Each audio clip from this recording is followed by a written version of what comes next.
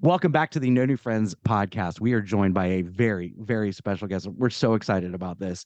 The credits, I need 4 hours just to go through the credits, but our next guest has been a head writer for the Academy Awards from 2000 to 2014, the head writer for Hollywood Squares, also appeared on Hollywood Squares in the square right next to Whoopi Goldberg, wrote the Brady Bunch Variety Hour, and then everybody's favorite Star Wars piece. He wrote the Star Wars Holiday Special. I'm talking about Bruce Vilanch. How are you tonight, Bruce? I'm intergalactic.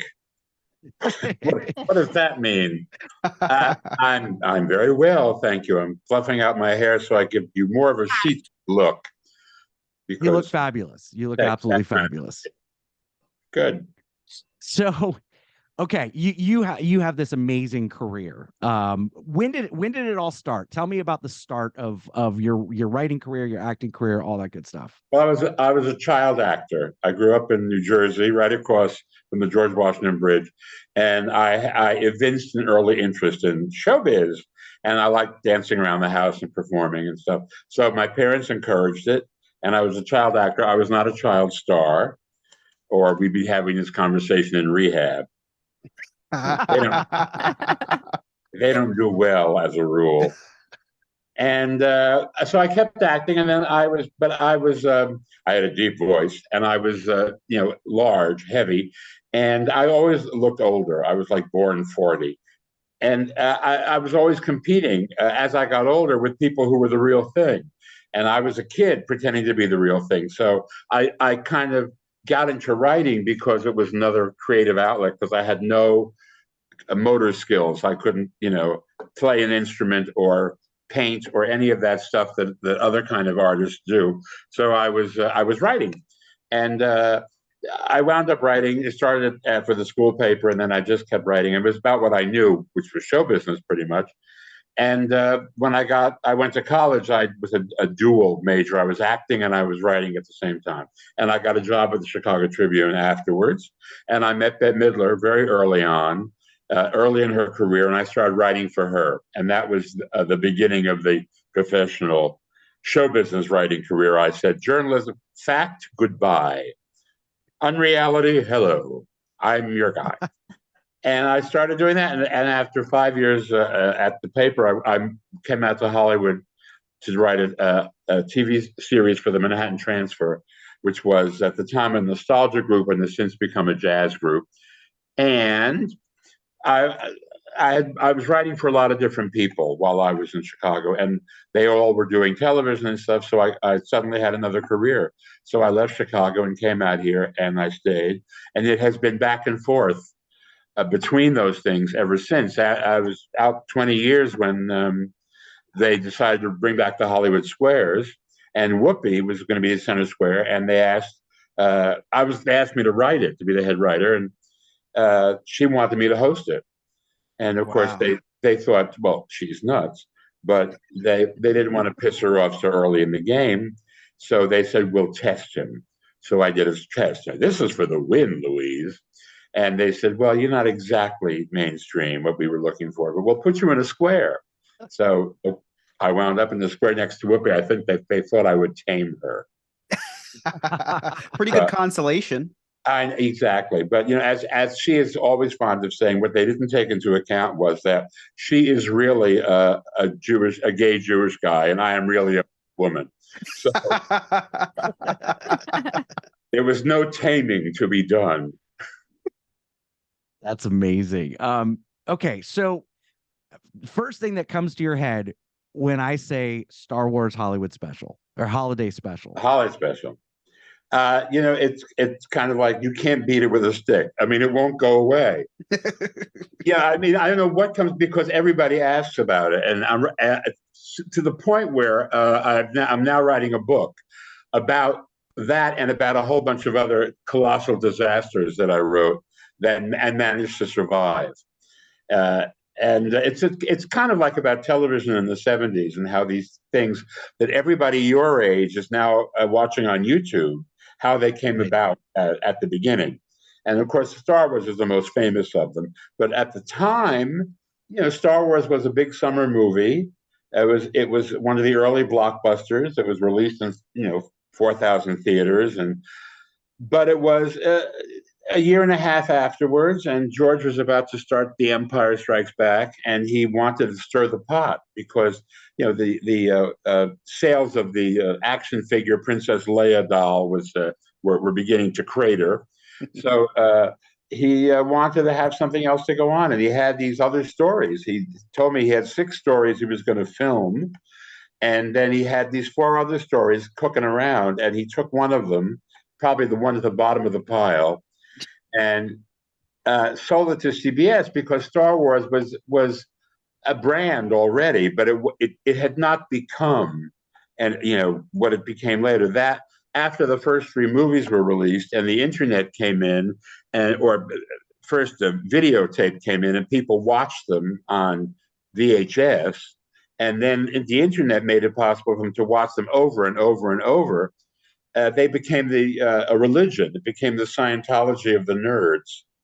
So when they discovered the Star Wars Holiday Special, which was a dumb TV show that we put together to promote basically the Star Wars brand, they felt betrayed. They said to George, "How could you do this?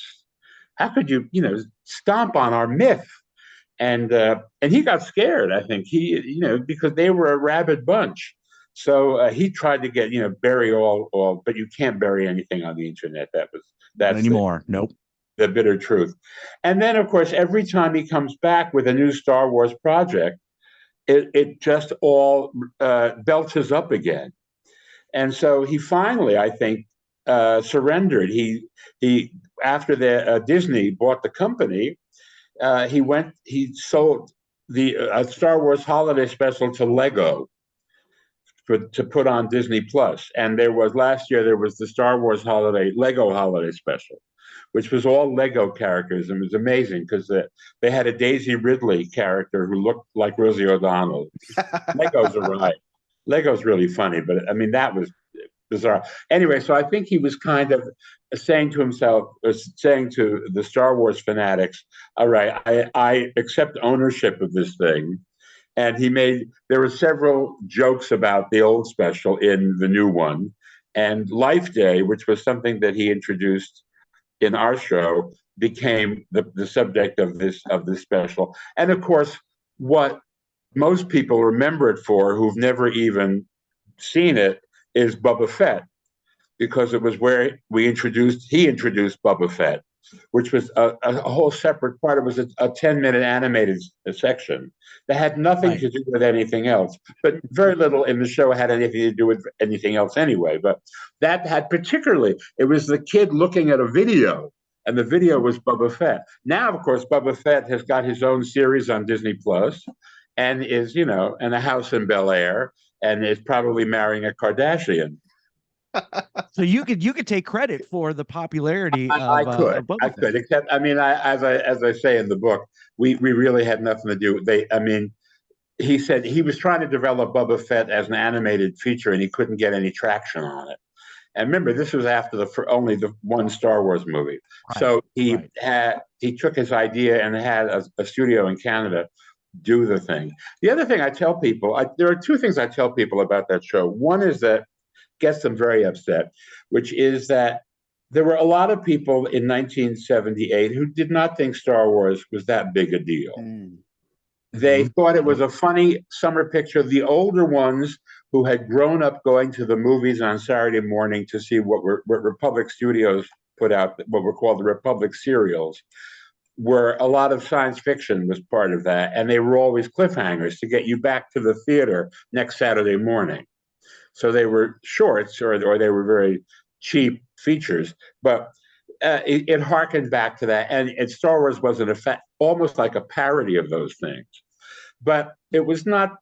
No one projected this was going to be one of the great economic engines of show business, or become the pop culture thing that it became. So the idea of doing a Star Wars holiday special with guest stars from other CBS shows was not so out of another galaxy far, far away. It was very much what was going on at the time. That's the first thing. And the second thing is, I joke when I talk about it, about it was the 70s. And if you remember the 70s, you weren't there because most of us were semi-baked, a lot of it. And I say this, and then somebody sent me a thing from the blog saying, Vilanch, who admits to copious drug abuse, no, no, I joke, I embroidered. I said that Carrie Fisher and I used to snort the sweet and low, but we always had a buzz going on in the office because everybody was, would light up. By the way, you could still smoke indoors in those days in American buildings, right, and on airplanes. And so it was a whole other world in that regard. So, I was never a druggie. I never was a candidate for a 12-step program. I embroider it because it's, but it certainly was there. And I also say, if we had known that 45 years later we'd be talking about this show, we all would have paid closer attention. Yeah, that may be what history is about in a way, right? It's definitely become a cult classic for sure. And thankfully, they released the new trilogy, which is now officially the worst bit of Star Wars. It's no longer the holiday special. Now it's the new stuff. Which this is like 7, 8, 9. Those. Yeah, 7, 8, 9. Yeah. Oh, I thought that they would like Rebel One, or I thought Solo. I thought was supposed to be the low point. I see. I like. But Solo. I don't know. I mean, one of the things about the special that cracks me up is that we had to have, because if George, he wanted to do an original musical, and that's what he sold CBS. But I kind of think that if he did want to do that, he wouldn't have sold them a show where the lead characters were the Wookiees, who speak no known language, who can't sing, they can't dance, they can barely move in those outfits. And when they talk, they sound like fat people having orgasms. I mean, trust me, I know. It's just I could play the soundtrack from my home. So he would have come up with something. So when CBS got this thing, they had to do. We had to come up with a story where people would explain what the Wookiees were doing, because the network would not allow us to use subtitles, because they said nobody will read them, because it was unheard of on television. You only saw them when you went to see, a French picture. So the idea, and now I was with Lupita Nyong'o a few months ago, and I said, you don't speak a line of English in any of those Star Wars movies. She's speaking some language with 3 Ks in every other word, like George invents. And she's subtitled. Every line she says is subtitled. And it's not at all uncommon, because now people watch Netflix in English with subtitles.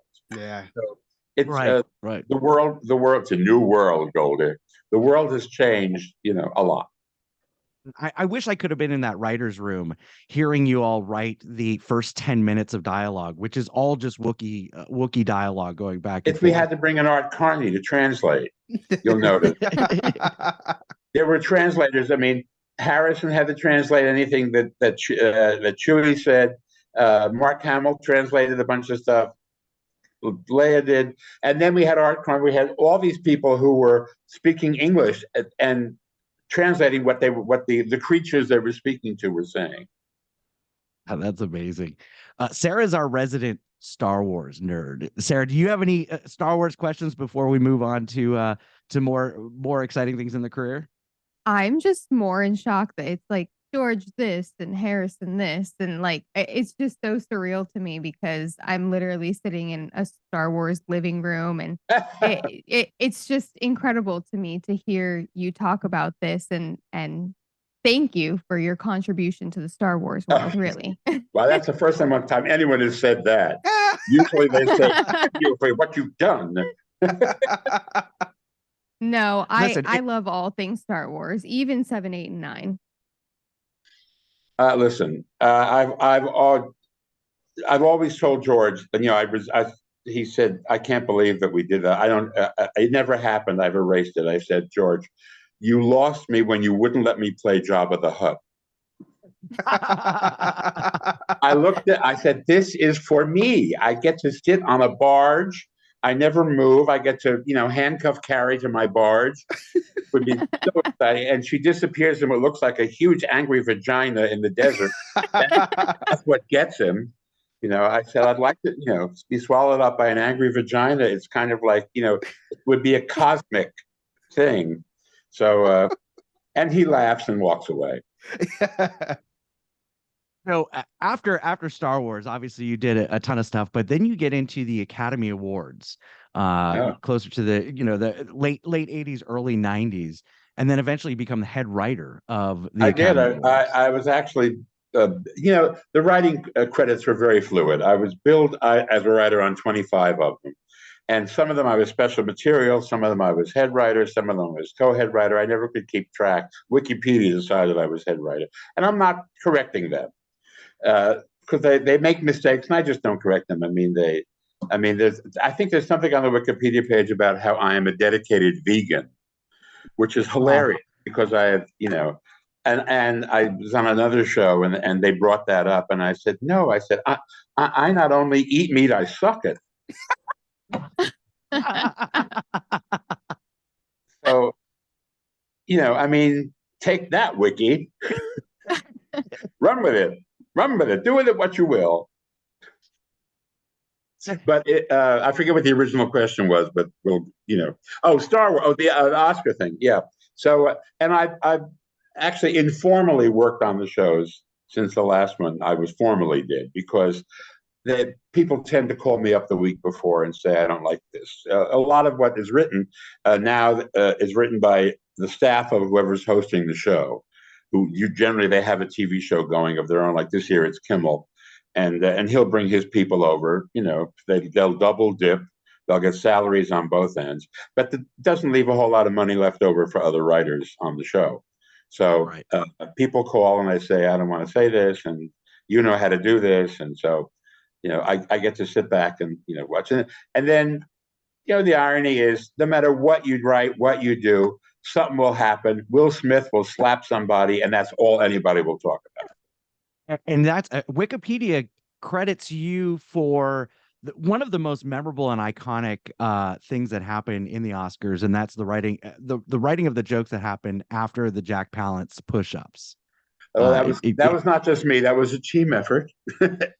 It was Billy Crystal. By you, though, right? It was Billy Crystal, Robert Wall, who is Archer, before the comic series.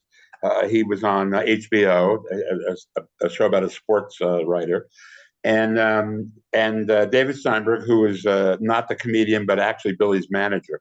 And we were backstage writing the show and writing Billy's part of the show. And when it happened, and so we kind of tossed out everything that we had and kept doing jokes about Jack, because Jack Palance won the Oscar for City Slickers, which was Billy's movie, and Billy put him in the movie, and when he came out, what most people don't remember is that the first thing he came out, because Billy did some jokes about him in the monologue, and he came out. It was the first award. Right. And it was being presented by the actress who had won supporting actress the year before, which was Whoopi. Oh. So Whoopi came out and she gave him the award. And then Jack Palance came out and he said, Billy Crystal, I crap bigger than him. And so we thought, okay, he's starting off on a high level of class. Let's see where he goes. And it seemed to me he spent a lot of time recovering. And finally, to show how virile he was, he hit the floor and started doing one-arm push-ups. So, and Whoopi was standing behind him, kind of going, she looked, like Hattie McDaniel and Gone with the Wind when when something awful happens to Scarlett, and Whoopi was giving her that look, and it was because she was totally nonplussed. And off they went, and Billy said, "Well, we have to do something about this." So we started working on these things, and we just kind of kept going through the evening. At one point, his other manager came backstage and said, will you tell me how many times you're going to do this? Because we have a pool going in the audience. And I would like to win. Chris, And you we got a won an Emmy. question? A year later, we won an Emmy for that. So That's amazing.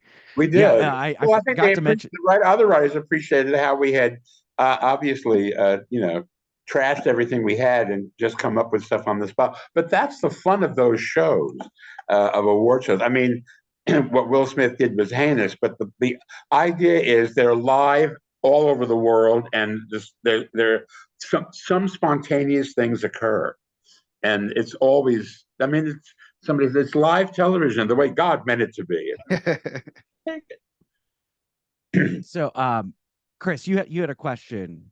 Yeah, so I actually have a different question now. So real quick, so during these award shows, you're actually writing jokes on the spot as well. So you write jokes prior, and then you write jokes during the show. Yeah. To kind of that's interesting. If it's a hosted show, yes, because you know where you plant the host at various points in the show, and you know that they're going to be following certain things, and the odds are if for example, they're following documentary. The documentary winner usually makes some kind of an impassioned speech about something, and that may give you material. So you kind of prepare what you might be able to use, and then you see what happens. And gotcha. It's very cool. Yeah, it's fun. I mean, sounds it's a lot of fun, and it's as a sports metaphor for this kind of thing. It's the Super Bowl of this kind of thing. Mm-hmm. I mean, so if you fumble in the Super Bowl, it's remembered forever. Right. You come out and say, "You liked me, you really liked me." That would be that stink will be on you. In fact, Sally Field, who said that, wound up monetizing it in a commercial for Visa. So not the worst thing in the world. You fail upwards. Exactly right. Now, you've worked with some other comedians as well. You've done some writing for Lily Tomlin, Billy Crystal, and the great late Robin Williams. Please tell me what it was like working with Robin Williams. Well, Rob, we had gotten friendly before he was famous, and he was wildly spontaneous, but I kind of I would help him figure out what he was going to do. I would write something, and then my joke is I'd throw it in the cage, and Robin would kind of devour it. And then he was. People say, is he always that spontaneous? And I would say the first time, yeah. What happens with a lot of comedians is you find something that works and you embroider it as you on stage every night. And it's important when they do stand up that they work every night, that they go out and they deal with an audience. And so that would a lot of would be incorporating what he had done the night before and sort of shaping it and all of that. And he tells it better than I do they made a movie about me about 20 years ago called Get Bruce. Yes. Produced by Harvey Weinstein. Oh. Who never laid a hand on me. Hashtag why not me? But he was a very good producer, and Robin, Billy, Whoopi, and Bette Midler are the centerpieces of it, and they have long interviews with them. And Robin and my mother are the stars of the movie, as far as I'm concerned. Because Robin is really funny, describing the process. That's amazing. Of putting stuff together, yeah. So speaking of mothers, you got to play an iconic mother on Broadway, Edna Turnblad in Hairspray. How was that? I mean, how much fun was that role for you? It was the greatest. I did 2 years. I did a year on the road, and then I went to Broadway. It pushed an OCD button I didn't know I had. We're doing 8 a week. I mean, it was fun to get into the drag, and the thing about that role is she progresses in the course of the show. She is a big fat slob at the beginning, and by the end, she is this glamorous sort of Lizzo kind of plus size glamour girl, and what that means is, and she progresses in the show. So every time you're off stage, the squad jumps you. and rips off your clothing and, puts a wig and things and more makeup comes on and all that kind of stuff. And so you really have no time to think. The calmest moment you have is when you're on stage. There's nobody pestering you. They're all over you. So yeah, it's a lot of fun. I mean, just and that show is such an up. It's I always say if I had to play Medea and she kills her children and drags the corpses around the stage for 8 times a week, I would not be a lighthearted person. I kind of get Vanessa Redgrave that she played so many of these characters that it's hard to then emerge and be a yo ho ho kind of person. But Hairspray, the minute you hit the stage, you realize the audience is there to party, and it just gets, you can't stop the beat. It just gets headier and headier and more fun.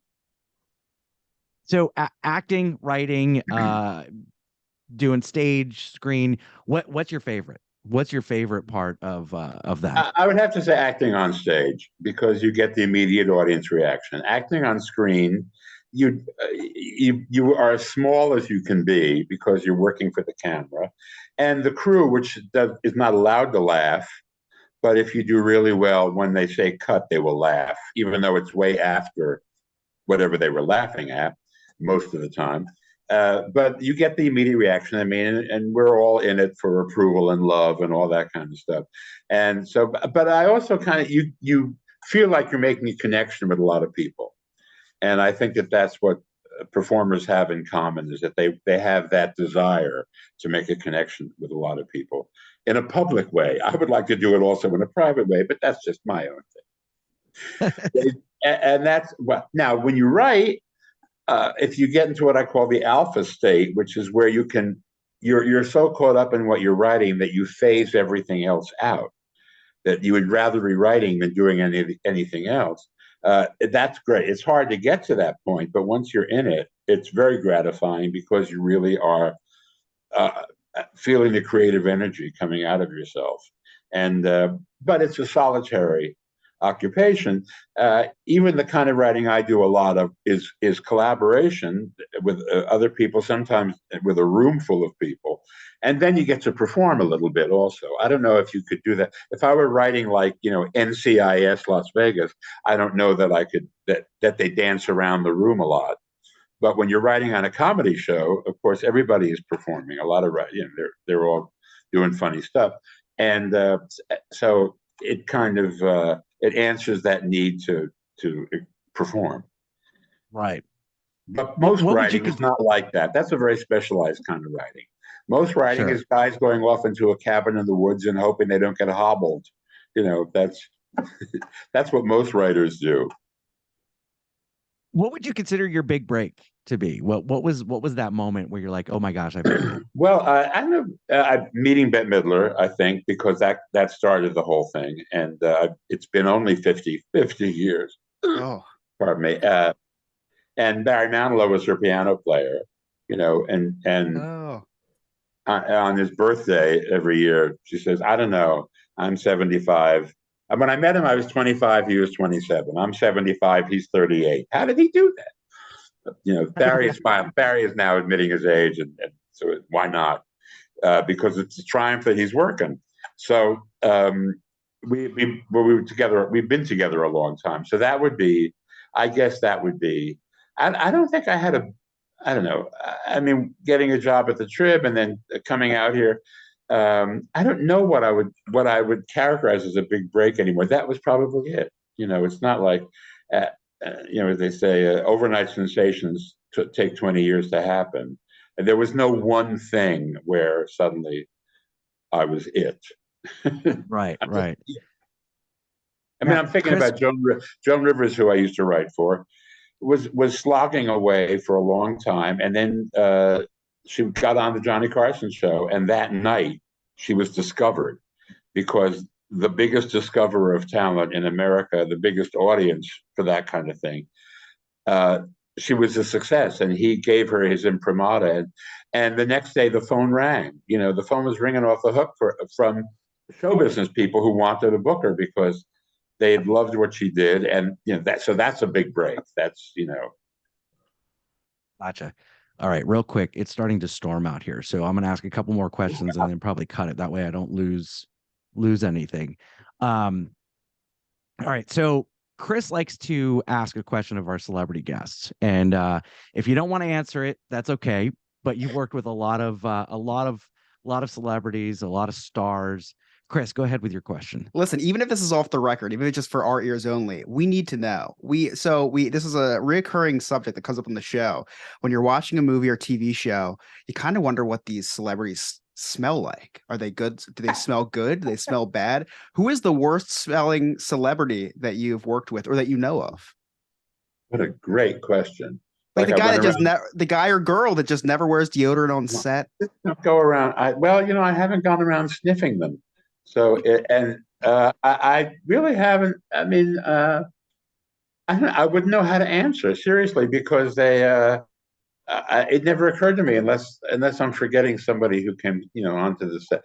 But Ricky Lake used to say, who smells great, but when she had a talk show, and it's hard to get audiences into talk shows, and because it depends on when you're taping and all that and where you are. And she was taping in New York, and it would be in the middle of the afternoon, and so not a lot of people are available. So they bring people in, or they'll give them hot lunch or something to get them into the audience.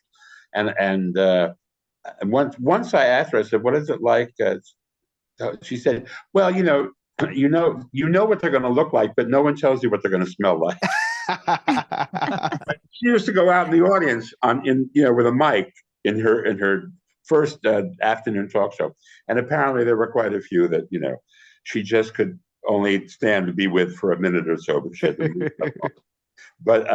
But I've not had that experience. Well, now I Sorry. guarantee now, next time you're on set with someone, you're giving someone a hug, you're going to remember now. Oh, man, they're going to start doing a mental ranking of best smelling celebrities. I'll tell you who just made a remark about that. Steven Soderbergh today. I saw a remark about Magic Mike, his movie that's coming out this weekend. He said it was inspired by he went to Vegas to see Magic Mike live, and the dancers were coming over to him and all that, and he said they all smelled great.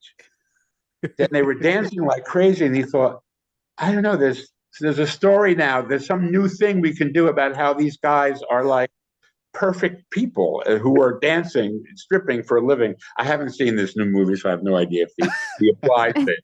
But he said it never occurred to me. He thought they were going to be like wrestlers, Anyway. Okay, so who can take credit for writing the brilliant song at the end of the Star Wars Holiday Special where they put lyrics to the theme of Star Wars, sung by the late great Carrie Fisher? Carrie, yeah. Well, Carrie really wanted to sing a song. She wanted to sing because it was a holiday special. She wanted to sing Joni Mitchell's song. I wish I had a river I could skate away on. And we had to call Joni Mitchell, who listened and laughed. Went, no. So I don't think she pictured her song being sung by Princess Leia, with the Danish pastry hairdo and all that. So, but I believe that was Ken and Mitzi Welch. They were a husband and wife songwriting team who worked for Carol Burnett, and they did all of those. Carol Burnett was famous for big production numbers that were either thematic or spoofs of movies or something like that. And they wrote a lot of that stuff, almost all of that stuff. So here they had the John Williams melody, and they could write a sincere lyric to it. So they raced with it. They wrote a bunch of them. They wrote the song that B. Arthur sings on the special, and right. Yeah. That's amazing. That's amazing. What are you working on now? What do you have coming up? Well, I wrote a musical about a guy, a two-person, a small musical about a guy who's a gay 40-year-old comic who's working as a waiter at Caroline's in New York because he's washed up, and COVID hits and he has to quarantine in the attic of his childhood home, his parents' home in Longview, Texas, where he has an intimate relationship with his imaginary friend, Dolly Parton. Oh, wow. That sounds incredible. He steps off out of a poster in the wall. and it's all of 14 of Dolly. It's called "Here You Come Again," which sounds like a porno, but isn't. Here, Here You Come Again: How Dolly Saved My Life in 12 Easy Songs. And we got a grant. There were a lot of grants going around during COVID, and we wrote it and did a Zoom. And a theater said they wanted to produce it, so I had to go to Dolly for the music rights. And I had worked with her over the years, and I thought, this is not her brand. She loved it. Oh man, that's She's now awesome. my partner, and we're opening it in Nashville May 17th at Studio 10, which is run by Patrick Cassidy, an actor you may remember, who's part of the Partridge Family. David Cassidy, Shirley Jones, that's his mother. Right. Yeah, so, and it's two characters, and Dolly will hopefully be among us when we do it. And we've done it in 3 theaters so far, and it's been a big hit everywhere. So Here You Come Again, Nashville, May 17th. That's awesome. There I go. Chris, Sarah, any other questions for Bruce? Yes, I have one important question, then one very important question. So the first important question, I love writing jokes myself. We have a segment on the show called Chris's Cliff Notes, where I write jokes during the show about things that go on during the show. That's why I kind of asked about the if you wrote during the show. So I do that. So what would be your biggest tip for people who, write jokes, I guess? What do you like? How do you do it? What do you tap into? My biggest tip is be funny. That's a good tip. Could you be amazed at how many people think they're hilarious and they're not? They've watched people who they think are funny and they imitate them, and they're sometimes they're more gifted than others. But if you really if you're not serious about it, if you don't have that worldview. I mean, if you're somebody who isn't happy at Thanksgiving unless you get the table to pay attention to you while you do something amusing. It's because real comedians can't work within the strictures of real life, so they have to take it to another level. They have to take it to writing or performing or some kind of show business thing, because they can't express themselves adequately, and they have a certain worldview. Things hit them as funny, so it's in that regard, it's a gift. Now, if you have that, you basically have to look around you and just pull from everything that's going on in the world. And that's why the comics, the favorite phrase when they'll do a joke about some big world event, and then people will be aghast, and it'll be too soon. I mean, too soon, because it's like when James Cameron did "I'm the King of the World" and all, and then did a moment to remember the 1,500 people who died on the Titanic. And it was like, too soon. 1912. But so I think, I would say that's how you get into the actual business is now. It used to be a long answer to a question, but now it's like, go on the internet, be Randy Rainbow, create your own persona on the internet. My God, people are making millions doing that. Yeah, it's crazy. Don't waste time playing at yuck yucks and ha-has, in Youngstown, Ohio, unless you really want to do that. You can do it on the internet. If it doesn't work on the internet, then you might have to go the traditional route. But appreciate that answer, but I have an even more important question. Might be the most important question of this whole interview. So when the pandemic first started, I started growing my hair out, and I have longer hair now. And I'm notorious for having bad hair days. Now, you never have a bad hair day. I've seen hundreds of pictures. I know. I have big hair. What products do you use? What's your top hair product? Well, I judge. What the hell is it called? I can't. Unite is a very good one. Okay. Unite. It's a texturizer. That's all. Okay. And they have a line of shampoos. Okay. And I also like Oribe. Oribe. They have a great line of those are the hair, and Kiehl's, but not Kiehl shampoos. Wait, there's something else that they have. No, I don't know what it is. There's another company, I can't think of their name. That's terrible. But those are the ones. If you must know. And Schwarzkopf 23, which is my color, which I now have. Now I'm going for Baby Spice. It could be very early Suzanne Summers. Oh, there you go. There you go. or it could be any number of creatures from any number of Star Wars movies. Except for Jabba the Hutt, They unfortunately. don't. You notice the aliens don't have a whole lot of hair. Most of them. They have They things. don't. They no. They're all rather lizardy, kind of like leather skinned or rubberized, sort of. Like Just an We need offhand to up. break that stereotype. It's like we Scott. definitely need to Well, break then there's that. Yeah, Wookiees. exactly. The Wookiees who were nothing but hair. I mean, Right. they were fur actually, but Bruce, how never- can our listeners find you, follow you, all that good stuff? Well, I would say go on wegotbruce.com, which is run by it's a fan site, and they know where I am all the time. That's. Oh, I mean, I'm on Facebook. I show up on I have accounts. I don't use them too much, but I follow other people. But We Got Bruce knows where I am. I have to go on there every day to find out what I'm doing because he knows more than I know. It's just very strange. I don't know who he's plugging into, but he knows. Before we wrap up, do you mind doing a we like to put celebrity intros as our rejoins. Hey, this is Bruce Vilanch. You're listening to the New Friends podcast. Do you mind doing that for us? All right. Happy to. Whenever you're ready. What am I supposed to say? Whatever you want. But hey, this is Bruce Vilanch. Whatever. You're listening to the No New Friends podcast. No. No New Friends podcast. Yep. Exactly. All right then. Hi, this is Bruce Vilanch, and you're listening to the No New Friends podcast. Unless they look like Matt LeBlanc in the early days, he could be my friend.